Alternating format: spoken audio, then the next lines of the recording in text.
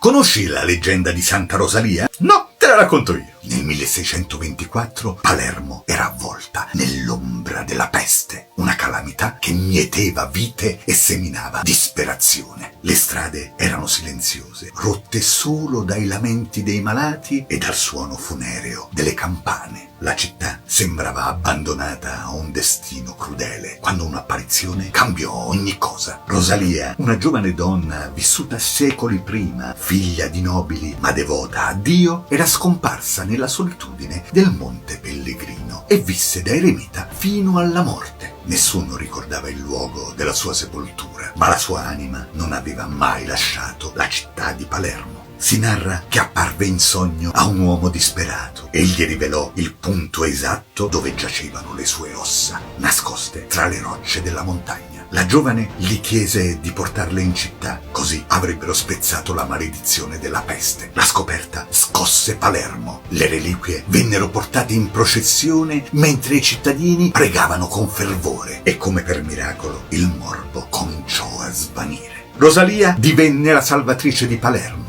la sua patrona eterna. Ancora oggi si dice che lo spirito della santa vegli sulla città, una luce eterna per chi crede nel potere della fede e della speranza. Se ti è piaciuta la storia di Santa Rosalia, seguimi, così potrai ascoltare le prossime storie che narrerò. Ciao!